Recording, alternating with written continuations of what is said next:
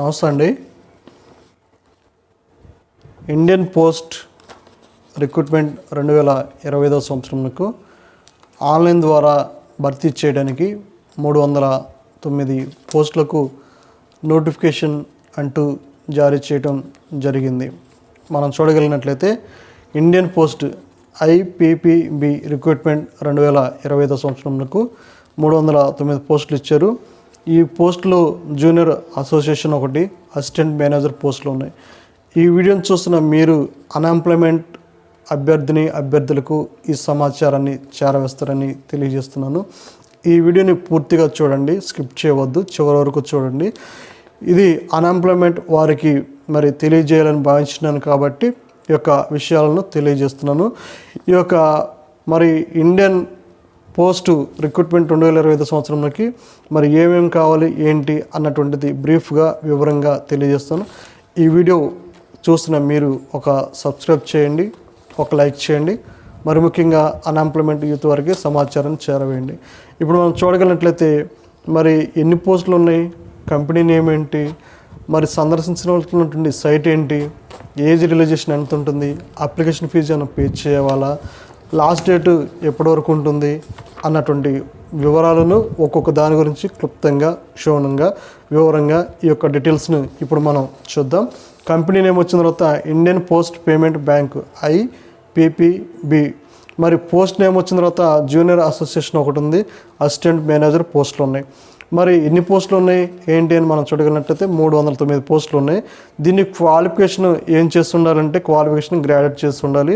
Age limit ఎంత అన్నట్టు మనం చూడగలిగితే ఏజ్ 20 సంవత్సరాల నుండి మరి ఏజ్ 20 సంవత్సరాల నుండి 35 సంవత్సరాల వరకు ఉంది.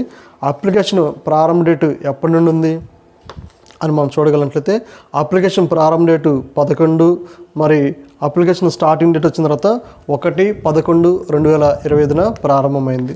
మరి యొక్క అప్లికేషన్ ప్రారంభ డేటు 1/11/2025 ప్రారంభమైంది.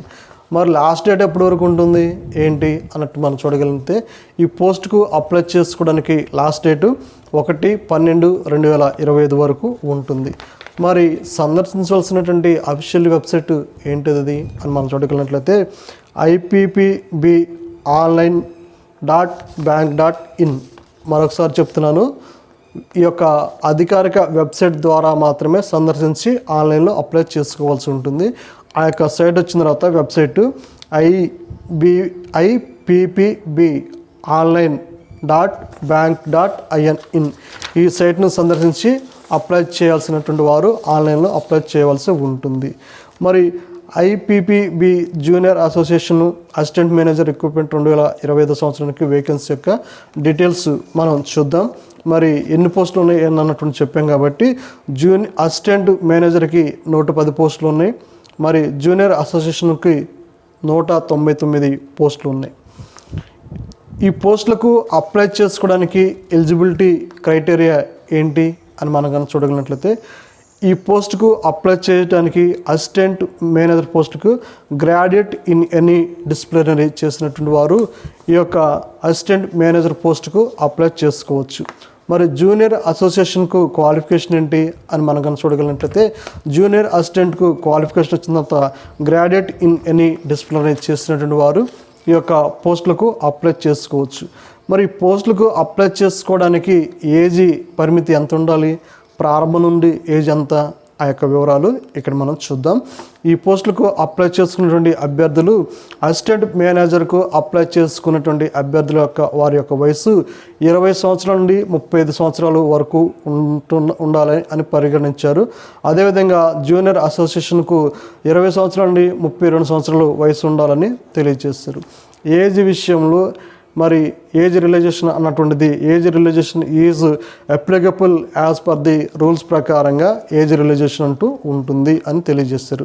శాలరీ వచ్చిన తర్వాత an officer employee appointed on deputation మరి యొక్క సర్వీస్ని బట్టి ఈ యొక్క service may select drawn either the pay in the scale of pay దాన్ని బట్టి ఉంటుందని తెలియజేశారు.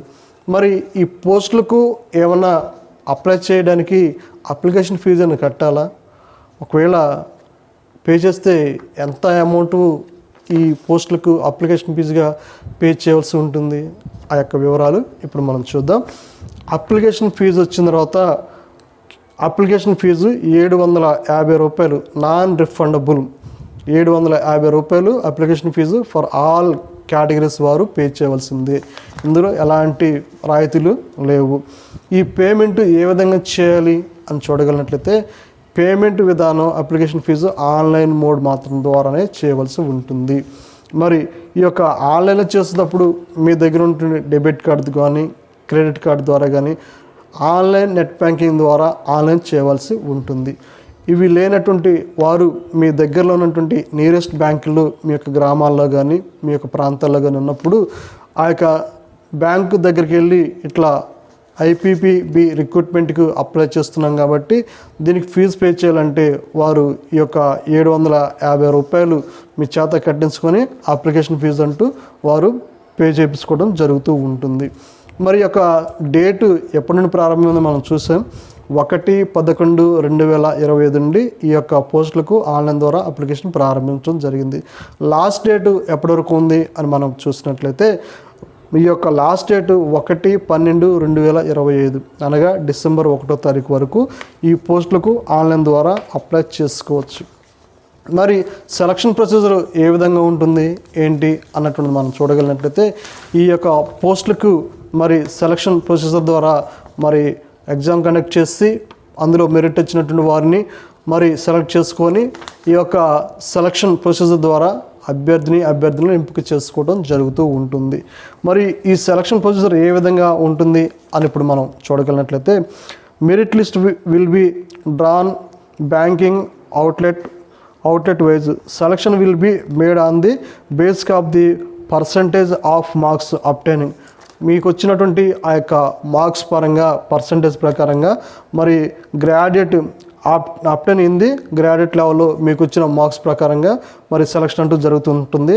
హౌఎవర్ ఏది ఏమైనప్పటికీ కూడా the bank reserve the right of candidate assessment online test మరి గ్రూప్ డిస్కషన్ ఇంటర్వ్యూ చెప్పాం కదండి.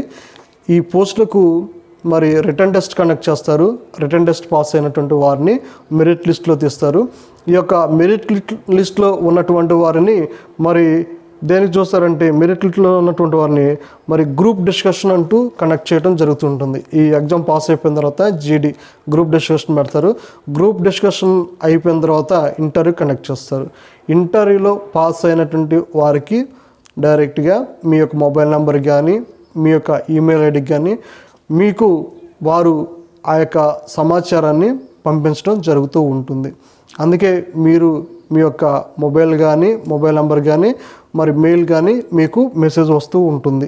ఈ విధంగా సెలక్షన్ అంటూ మరి ఎగ్జామ్ పాస్ అయ్యి మరి ఆ యొక్క గ్రూప్ డిస్కషన్ అయిపోయిన తర్వాత ఇంటర్వ్యూలో పాస్ అయినటువంటి వారు ఈ యొక్క పోస్టులకి ఎలిజిబిలిటీ అవుతారు. ఈ విధంగా మీరు అప్లై చేసుకొని ఈ యొక్క పోస్టులకు అర్హత సాధిస్తారని తెలియజేస్తున్నాను. ఈ వీడియో మీకు ఉపయోగకరంగా ఉంటే ఒక సబ్స్క్రైబ్ చేయండి, ఒక లైక్ చేయండి. మరి ముఖ్యంగా డిగ్రీ చదివినటువంటి ప్రతి అభ్యర్థులకు ఈ సమాచారాన్ని చేరవేస్తారని భావిస్తున్నాను. ఒకవేళ మీ యొక్క అమూల్యమైనటువంటి అభిప్రాయాలు కానీ మీ యొక్క సలహాలు కానీ ఏమైనా అందించాలంటే ఈ క్రింద ఉన్నటువంటి కామెంట్ బాక్స్కి మీరు నాకు పంపించగలిగితే నేను వాటిని స్వీకరించి నా వంతు బాధ్యతగా మీకు వీలైనంత వరకు మెరుగైన సమాచారంతో లేటెస్ట్ అప్డేషన్తో మరి ఎప్పటికప్పుడు ఆ యొక్క విషయాలు తెలియజేస్తారని భావిస్తున్నాను. ఈ వీడియో చూసిన మీరు ఒక సబ్స్క్రైబ్ చేయండి, ఒక లైక్ చేయండి, మర్చిపోవద్దు.